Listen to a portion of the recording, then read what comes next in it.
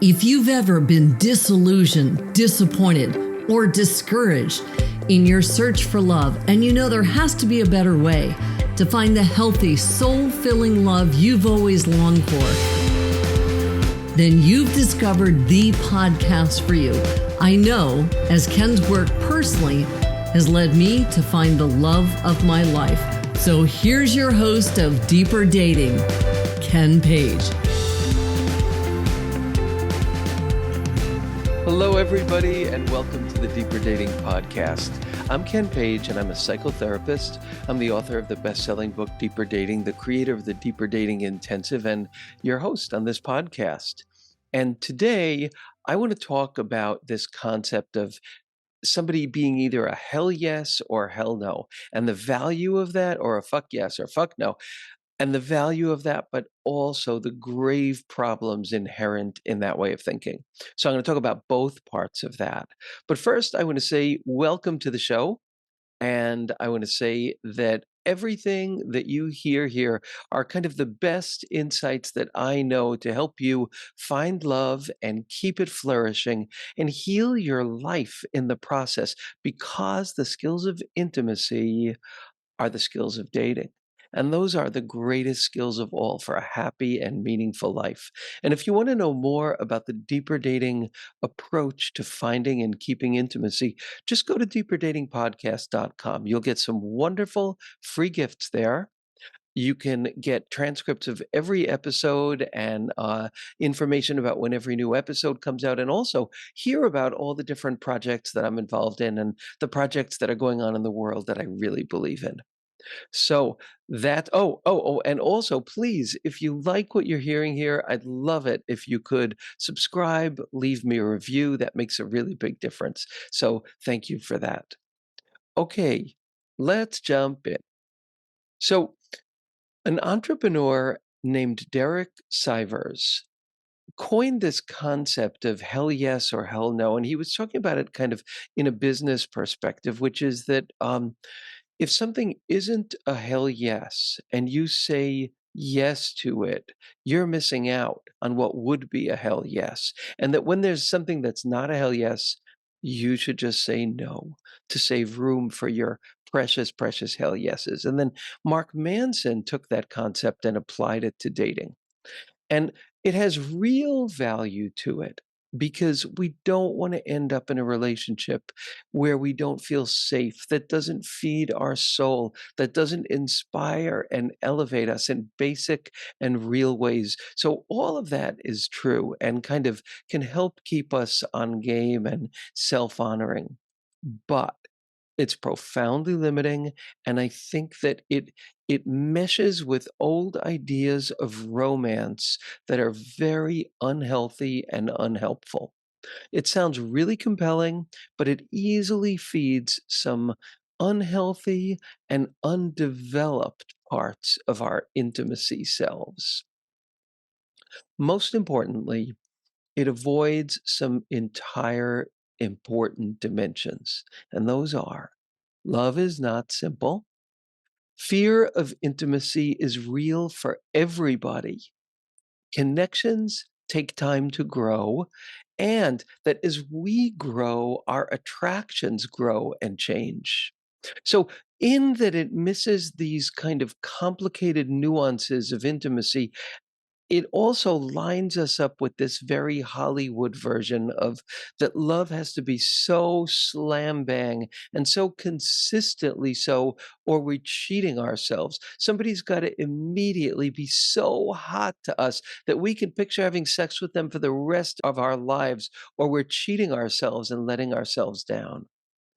And so, yes, it ultimately does need to be a hell yes. I'm probably going to say hell yes a little bit more than I say fuck yes, just because I think, it's a little less triggering, but we'll see what I end up saying. So, yeah, it has to be that in some essential way, 100% yes. But it doesn't have to be that way all the time. It can't be that way all the time. It can in the beginning, it can during the honeymoon phase. But in many cases, it's kind of a different story. Like, for example, for a lot of us, our hell yeses like, if we look at our past, the people who were hell yes often were the people who were unavailable or cheated on us or weren't able to meet our kind of deepest core gifts, and or we somehow kept trying to get them to love us right. For many of us, those attractions of deprivation were our hell yes. We don't want to be able to follow that. We want to be able to educate our attractions to some degree. We can't force our attractions, that's for sure, but we can educate them instead of having them lead us around by the nose. So, for many of us, also, available people make us disinterested. They feel like a no, like they're exciting at first, we're interested, but when we see that they're really not going anywhere and that they like us, their kind of market value plummets in our head. Now, I relate to every one of these things. These have been part of my life for so long. So that's kind of the danger of just going along with this very binary thing of, is it hell yes or is it hell no? So I've been with my husband now for over 14 years. And I'll just kind of share something about what that's like. There are long periods of time where, how to say this, it's a yes, it's a definite yes. It lives in the land of yes, like pretty much all the time. But hell yes, that's special, and that's sometimes. And then sometimes there's like a rolling, crazy, jubilant joy of yes, where I just wanna roll him and shake him and just yes all over the place. And then there are times when there's kinda not much going on. And I don't know, for me, that's what love looks like. So when I work with clients in my intensive, a bunch of different things can happen. Okay, so there are people who their only hell yeses have been to attractions of deprivation. So somebody is a hell yes and they're an attraction of deprivation. That's not going to be a good thing. That's something we need to get away from. This is an amazing and beautiful and gorgeous thing that happens that I kind of, it's hard to even put words on how grateful I am that I get to be a witness and a part of this. But that as people discover their core gifts, their real essential self, the parts of themselves that kind of they've been maybe ashamed of or that they thought they had to bury in order to find love. And they start to name these parts, which is a big deal to put names on them and to treasure them and champion them and dignify them. As they do that, their attractions change. It's kind of a miracle. So then what happens is, like, you start getting more attracted to people because of their goodness. What an amazing thing that is. You have to be physically attracted to somebody, of course, but all of a sudden their goodness becomes more like a hell yes. And when that happens for you, you are growing up in the land of dating and the land of intimacy, and it's a good, good thing. But it kind of shifts things for us. So still, we end up in these stepping stone relationships where maybe like next phase, next iteration, next generation of our attractions has gone from attractions of deprivation, hell yeses, to a hell yes that actually is somebody who's like sexy and interesting and attractive and but they're kinder and they have more goodness. It feels like a hell yes. And you're like, yes, this is great. But it ends up being a stepping stone relationship and they are better. But the old traits are still there. You know, that happens on this journey for us, but we become conscious so much more quickly of the red flags and we learn to say no. So that's why hell yeses, that's one reason hell yeses can't be trusted. And then what about those yeses that are not hell yeses? Maybe they're not hell yeses yet. And in fact, research shows, and this is an amazing thing, that the majority of lasting intimate partnerships actually began as friends. How amazing is that? And we don't get taught about that, I believe, in part because the research talks about people meeting in dating environments where the attraction is immediate and what happens there and then. But so you might have somebody who it's a yes, but it's not a hell yes yet. And you might decide as you grow and mature that their wonderful qualities are so good that you're going to give them time. And over time, it turns into a jubilant, quiet, peaceful, rock solid hell yes. That's an amazing thing, and that can happen. So, these are questions that we have to ask ourselves. What have been our hell yeses? And also, who have been the yeses that because we didn't know this, we left them, we turned them into a no, but we didn't give them time to grow into a hell yes? And I'd like you to take a minute and think about that, like in your relationship history. Were there any people that were yeses or sort of yeses, but you didn't know that given time it could grow? Given a few different things, and I'll talk about how we can make those attractions grow if they're meant to grow. I'll talk about that in a minute, but just take a minute to think about maybe there were people that you missed that you could have built a home in this world, a beautiful home with, and had that attraction grow into a hell yes, but you weren't taught that. And then, of course, when we're younger, most of us just go for the immediate hell yeses. And Harville Hendrix and Helen LaKelly Hunt, brilliant, brilliant theorists, teach us that often the hell yeses, which are like on the attraction spectrum, the nines and the tens, are often so because consciously they embody some of the best characteristics of our primary caregivers, but unconsciously they embody some of the most painful attributes of our caregivers from our childhood. And our ego wants to go back to the scene of the crime to get the perpetrators to finally love us right. And that's why they are so white hot.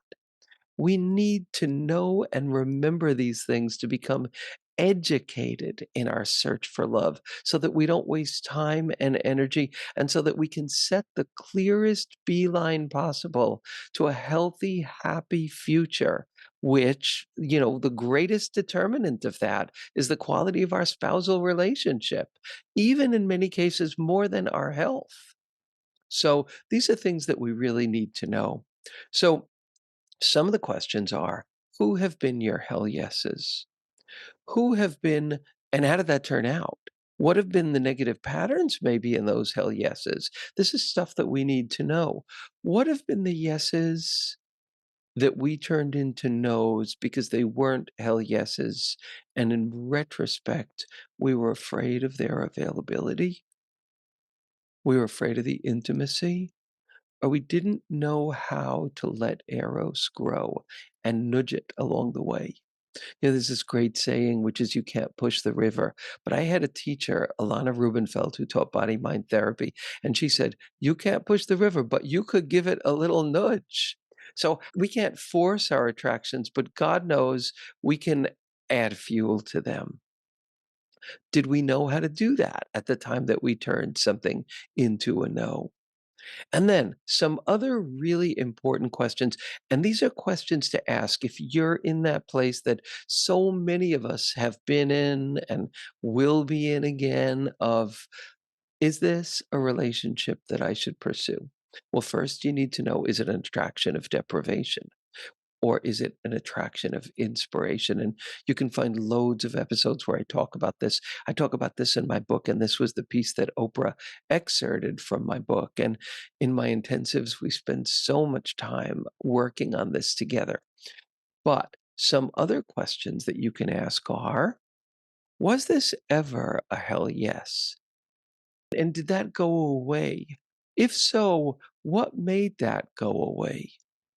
Also, are there moments where it feels like a hell yes?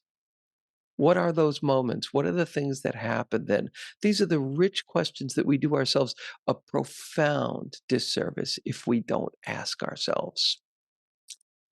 Some other really rich questions are, what are the parts of ourselves that feel like a no?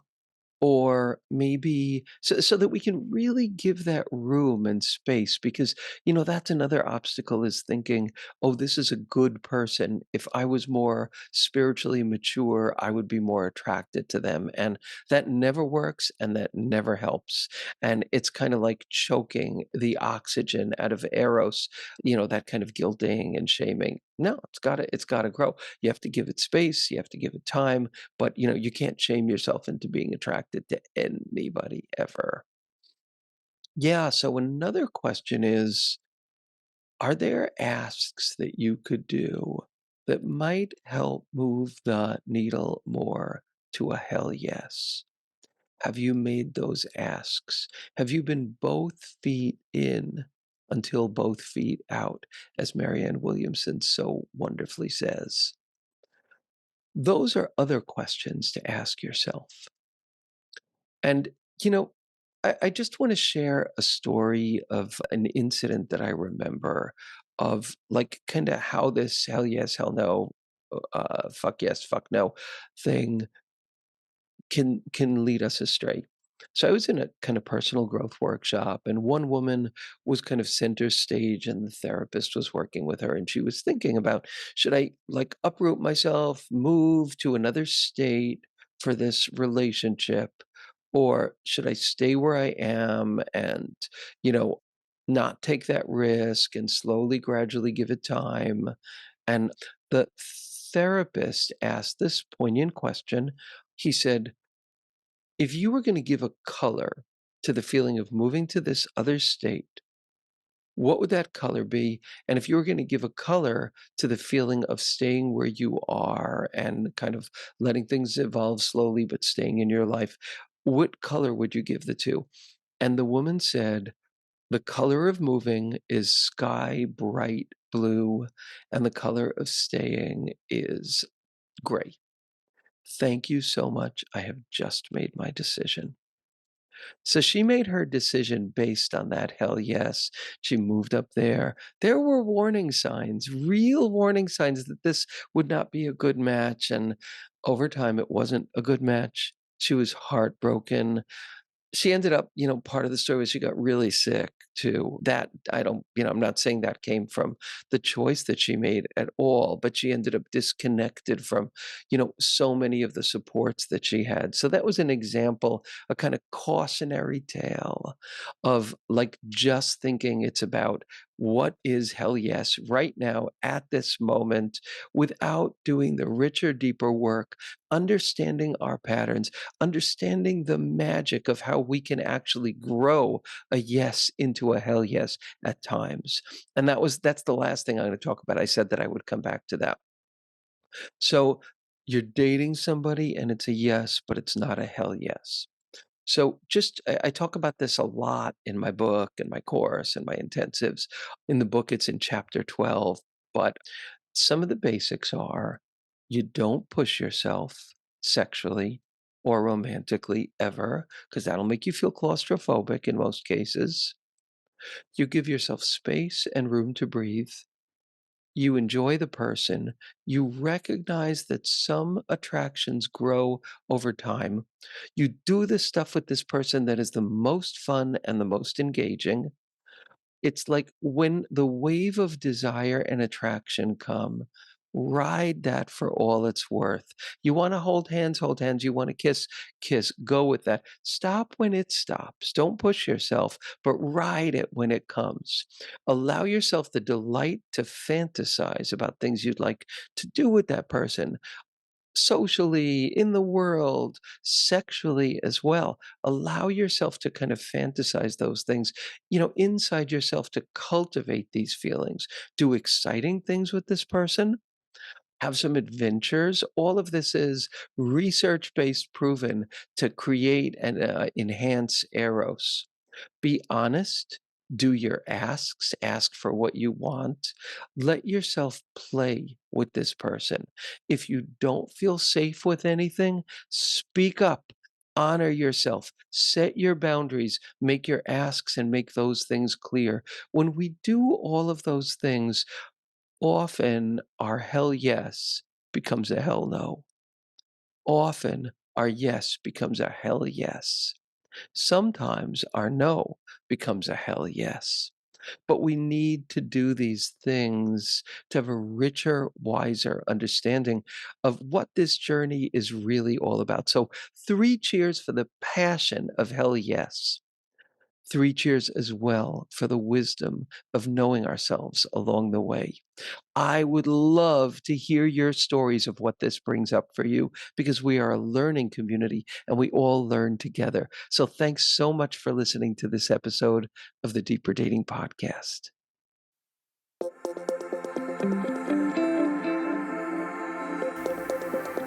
And that's it for today's episode of Deeper Dating. Be sure to go to deeperdatingpodcast.com as Ken has a few more gifts for you. Then join us on the next episode.